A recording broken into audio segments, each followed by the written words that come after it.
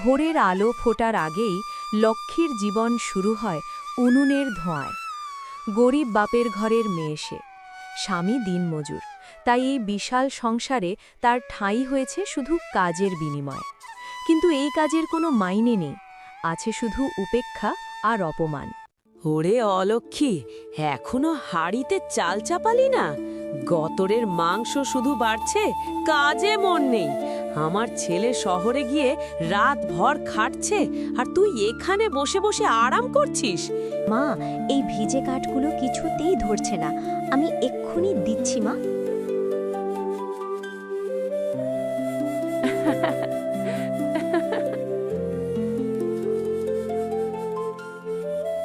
সকালের খাবার মানে লক্ষ্মীর জন্য এক নতুন পরীক্ষা।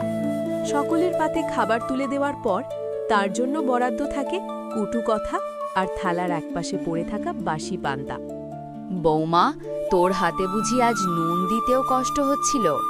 দেখলি নুন কম হয়েছে? নাকি তোর বাপের বাড়ির নুন আনতে পান্তা ফুরোয়, তাই বুঝি এ বাড়িতেও নুন দিতে কার্পণ্য করছিস? আমার তো মনে হয় এইসব গরিবের ঘর থেকে আসা মানুষের স্বভাব। ভালো জিনিস দেখলে পেটের ভেতরে জ্বলে। মা, আমি বরং আজ শহরের দিকে যাই, মনটা ভালো নেই। আমি দুঃখিত দিদি শাশুড়ি, নুনটা মনে হয় কম হয়ে গিয়েছে। আমি পরের বার। থাক থাক, আর নাটক করতে হবে না। শোন, এখন যা, পুকুর থেকে গাদাখানেক বাসন মেজে আয়। আর হ্যাঁ, ফেরার পথে যেন কোনো ছেলের দিকে চোখ তুলে তাকাস না। আমাদের বংশের মান সম্মান ডুবিয়ে দিতে তোরাই তো যথেষ্ট। লক্ষ্মী বাসন মেজে কাপড় কেচে সারা দিন এই অত্যাচার সহ্য করে চলেছে। তবুও সে স্বপ্ন দেখে একদিন হয়তো তার স্বামী তাকে এই নরক থেকে মুক্ত করবে। কিন্তু সেই মুক্তির দিন কি সত্যিই আসবে? সন্ধ্যায় সব কাজ মিটিয়ে লক্ষ্মী যখন নিজের ঘরে ফেরে, তখন তার শরীর ক্লান্তিতে ভেঙে পড়ে। সে তাকিয়ে থাকে দরজার দিকে, তার স্বামী মোহন, যার কাছে সে সামান্য আশ্রয় আশা করে। কিন্তু মোহনও যেন এই পরিবারের চাপে আর অভ্যেসে নীরব হয়ে গিয়েছে।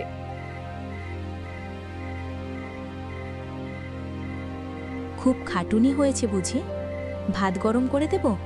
সারা দিন কিছু খাওনি, জানি। দে। আর শোনো, আজ মা খুব রেগেছিল কেন?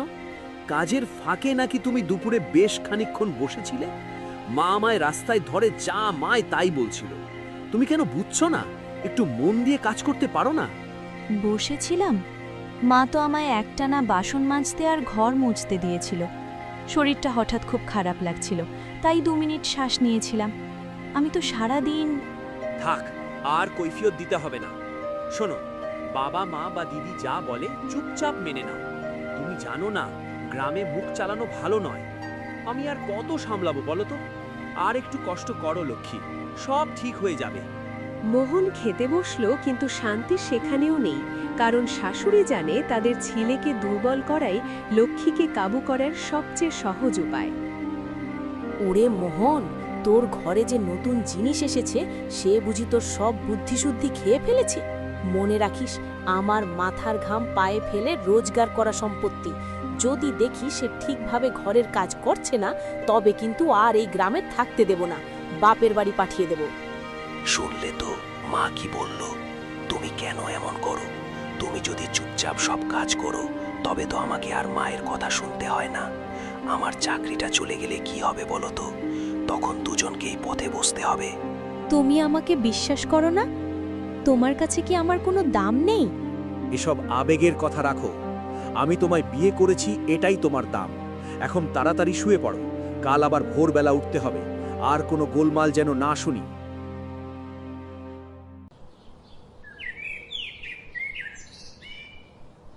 এই বাড়ির সবচেয়ে বিষাক্ত মানুষ দুজন, ননদ আর দিদি শাশুড়ি।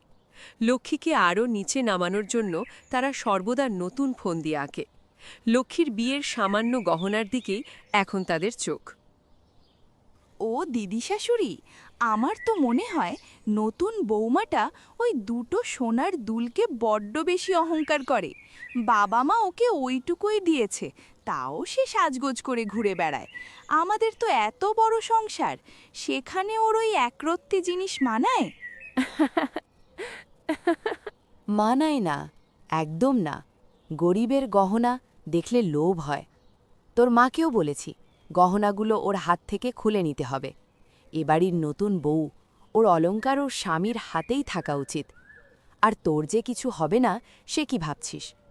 তোর জন্যেও একটা কিছু করা দরকার। ঠিক বলেছ দিদি শাশুড়ি, তুমিই বলো ওর হাতে দুল থাকলে আমার কেমন লাগে। তুমি মাকে বলে ব্যবস্থা করো, নইলে আমি নিজেই হাত থেকে টেনে নেব। দিদি শাশুড়ির কথা শাশুড়ির মাথায় ঢুকে গেল। লক্ষ্মীর শেষ সম্বলটুকু কেড়ে নেওয়ার জন্য শাশুড়ি তৈরি। ওরে লক্ষ্মী, এদিকে আয়। শোন, তোর ওই কানের দুল দুটো এখন থেকে তোর কাছে থাকবে না। এই ঘরের যা কিছু সব এই সংসারের জন্য। ওটা আমার ছেলে মোহনের কাছে জমা থাকবে। মা, দয়া করে কথা বলবেন না। ওটা আমার মায়ের শেষ চিহ্ন।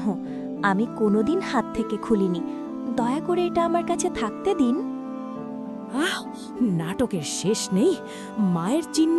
তোর মায়ের চিহ্ন দিয়ে কি করবি? যা বলছি তাই কর, এক্ষুনি খুলে আমার হাতে দে, নইলে তোর সঙ্গে যা ব্যবহার করব তাতে তোর বাপের বাড়ির চিহ্ন ভুলে যাবি। তুই কি এই ঘর থেকে বিতাড়িত হতে চাস?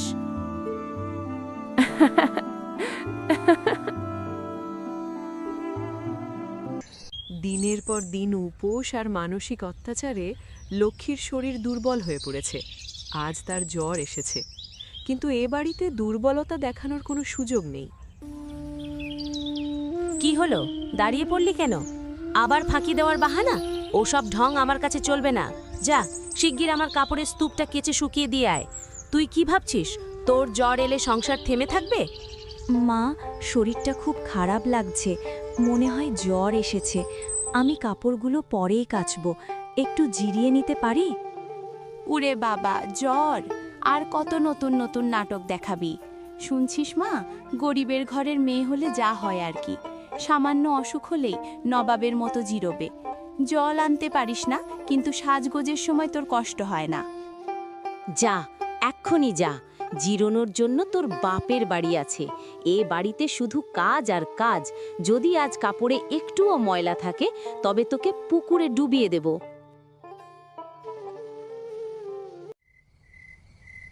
রাতে লক্ষ্মীর জ্বর বাড়ল। কাঁপতে কাঁপতে সে স্বামীর কাছে একটু সাহায্য চাইল, কিন্তু মোহনের ভয় তার স্ত্রীর চেয়েও বড়। আমার খুব কষ্ট হচ্ছে, মাথাটা ভেঙে যাচ্ছে। একটু যদি ডাক্তার ডাকার কথা বলতে। চুপ, মা শুনতে পেলে কি ভাববে? ডাক্তার ডাক্তার ডাকতে গেলে অনেক খরচ, মা কিছুতেই দেবে না। আর মা বলেছে এসব নাকি তোর ভেক, কাল ভোরবেলা উঠে কাজ করতে পারলেই জ্বর পালিয়ে যাবে। কিন্তু আমি কি মরে যাব? এমন কথা বলো না, শুয়ে থাকো, বেশি নড়াচড়া করো না। আর কাল সকালে ঠিক উঠে যেও, নইলে মা সত্যি রাগ করবে।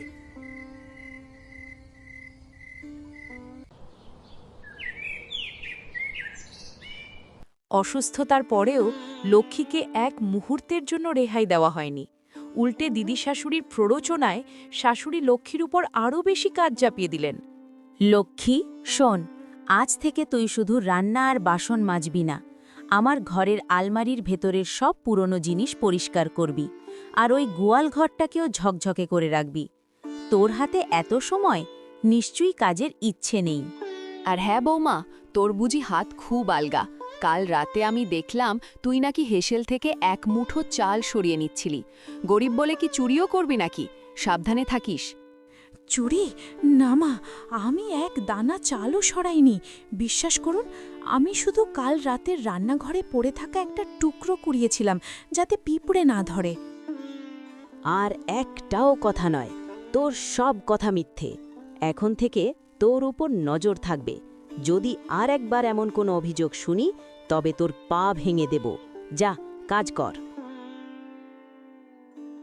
সারাদিনের কাজ শেষ করেও লক্ষ্মীর মনে শান্তি নেই। ননদ তাকে আরও উত্ত্যক্ত করতে এলো। কিন্তু লক্ষ্মী আজ আর কাঁদবে না। ওরে বউ, তোর ওই পুরনো শাড়িগুলো এখনো কেন ফেলিসনি? আমার তো হাসি পায়। তোর মতো গরিব মেয়েরা এ বাড়িতে কেন আসে? শুধু আমাদের জিনিস ভোগ করার জন্য, তাই না?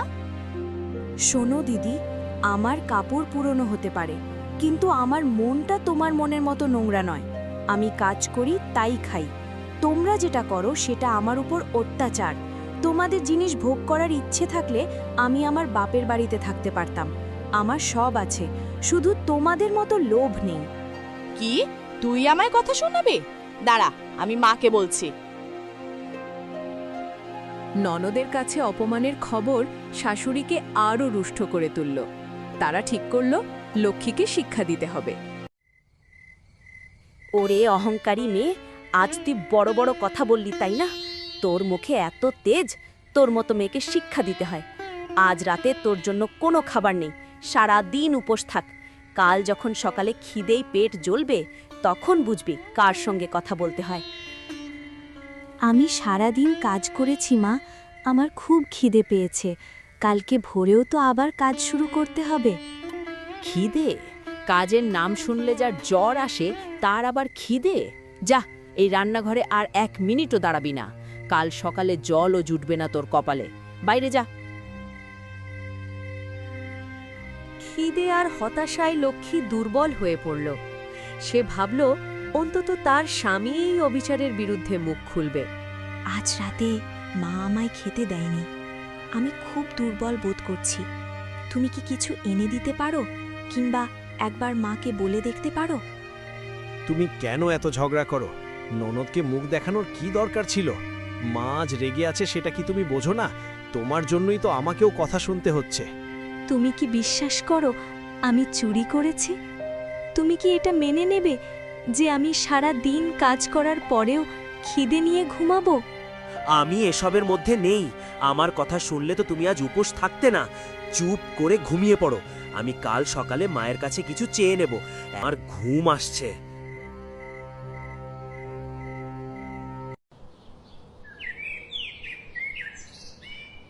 সকালবেলা গ্রামের মহিলারা ঘাটে আসে। লক্ষ্মীর মলিন চেহারা এবং বিষণ্ণ চোখ দেখে তারা বুঝতে পারে সে কি কষ্টের মধ্যে আছে, কিন্তু সমাজের ভয়ে কেউ মুখ খোলে না। আরে, মেয়েটার মুখটা দেখ, একদম শুকিয়ে গেছে। শুনেছি শাশুড়ি নাকি তাকে রাতে খেতে দেয়নি। কি নিষ্ঠুর! চুপ কর দিদি, ওসব কথা এখানে বলতে নেই। ওটা তাদের ঘরের ব্যাপার। ওই পরিবারের সঙ্গে ঝামেলা করে কাজ নেই। তুই লক্ষ্মীকে কিছু বলিস না, ও বেচারি নিজেই জানে কি করতে হবে। দিদি, আমি কি একটু তাড়াতাড়ি জল ভরতে পারি? আমার অনেক কাজ বাকি। হ্যাঁ হ্যাঁ, নিশ্চয়ই লক্ষ্মী, সাবধানে জল নাও। শাশুড়ি জানে গ্রামের মানুষ কানাঘুষো করছে, তাই বাইরের লোকেদের কাছে ভালো সেজে থাকার জন্য সে লক্ষ্মীকে বাজারে নিয়ে এলো। ওরে দোকানদার, আমার বৌমার জন্য ভালো দেখে একটা নতুন শাড়ি দাও তো। মেয়েটা সারাদিন এত কাজ করে, ওকে একটু ভালো না রাখলে চলে? আমার ছেলের বউ বলে কথা। আহা, আপনি কত ভালো! সবাই কি আর এমন শাশুড়ি পায়? এই নিন বৌমা, আপনার জন্য সেরা শাড়ি। খবরদার, বাজারে গিয়ে আমার বদনাম করার চেষ্টা করবি না। এই শাড়িটা তোর জন্য কিনছি না, গ্রামের লোকেদের চোখ বন্ধ করার জন্য কিনছি। আর একটা কথা, এই শাড়িটা তুই হাতেও পাবি না, আমার আলমারিতে তুলে রাখবো। শুধু দেখাবো যে আমি তোকে কিনে দিয়েছি, মনে থাকে যেন।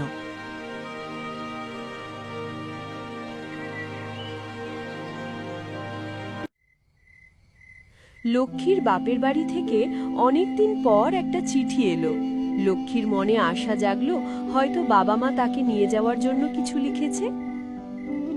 লেখেন তো তোর বাবা, আমাদের শরীর ভালো নেই, তোর মার শরীর খারাপ, বিছানা ছেড়ে উঠতে পারছে না। আমাদের এখন কিছু টাকা দরকার, তোরা যদি কিছু টাকা দিয়ে সাহায্য করতে পারিস। দেখলি, তোর বাপ মাও তোকে নিয়ে যেতে পারে না, উল্টে আমাদের কাছে ভিক্ষা চাইছে। আমার বাবা মা অসুস্থ, আমায় একবার দেখতে যেতে দিন। একবার শুধু দেখা করে আসি মা, প্লিজ। না, এখন তোর বাপের বাড়ি যাওয়ার দরকার নেই। যদি এতই চিন্তা তবে যা, আমার ঘরের সব পুরনো কাঁথাগুলো সেলাই করে দে। টাকা কোথায়? টাকা আমরা দেব কেন? তোর বাপের বাড়িটা কি আমরা চালাই? বাপের বাড়ির অবস্থার কথা জানার পর লক্ষ্মী বুঝতে পারল তার স্বামীই তার শেষ আশ্রয়। সে মোহনের কাছে শেষবারের মতো আবেদন জানালো। শোনো, তুমি তো জানো আমি কত কষ্টে আছি। আমার বাবা মাও অসুস্থ। আমাকে এই অত্যাচার থেকে বাঁচাও। চলো আমরা দুজনে এখান থেকে চলে যাই, অন্য কোনো শহরে গিয়ে কাজ করব। তুমি তো কাজ জানো, আমিও যা হোক কিছু করে নিতে পারবো। কোথায় যাব? এই ভিটে মাটি ছেড়ে? তুমি কি পাগল হয়ে গেছো? মা বাবার কথা ভুলে যাব? আমি এসব করতে পারবো না। তুমি যেমন আছো তেমন থাকো, আমাকে আর জ্বালাতন করো না। তুমি কি চাও আমি মরে যাই? তুমি কেন এমন পাষাণ হয়ে যাচ্ছ? আমাকে একটু তো ভালোবাসো। ভালোবাসা? দিনের পর দিন আমাকে মায়ের কথা শুনতে হয়, আর তুমি ভালোবাসার কথা বলছো? এসব বন্ধ করো। তুমি কাজ করো, চুপচাপ থাকো, তবেই সবাই শান্তিতে থাকবে। এটাই তোমার নিয়তি।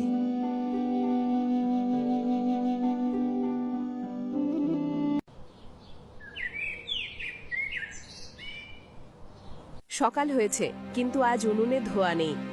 শাশুড়ি আজ লক্ষ্মীর জন্য অপেক্ষা করছে না, বরং আরও কাজ চাপিয়ে দেওয়ার জন্য তৈরি। কিন্তু রান্নাঘরে লক্ষ্মী নেই। ওরে অলক্ষ্মী, এখনো উঠলি না? কি হচ্ছে এসব?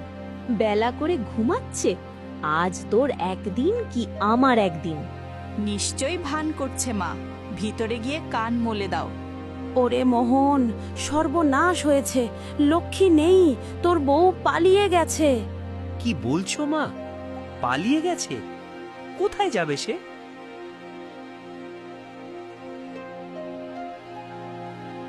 লক্ষ্মী নিখোঁজ হওয়ার খবর দ্রুত গ্রামে ছড়িয়ে পড়ল। সবাই ভাবল অপমান সহ্য করতে না পেরে লক্ষ্মী হয়তো জলে ঝাঁপ দিয়েছে। ওরে বাবা, এ কি হলো রে?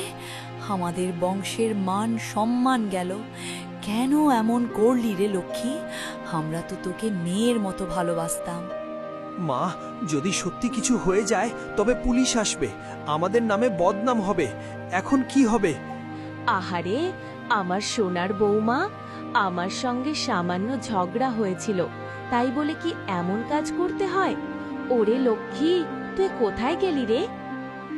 এসব ভণ্ডামি। আমরা সবাই জানি তারা মেয়েটাকে দিনের পর দিন অত্যাচার করেছে। এটা তারই ফল।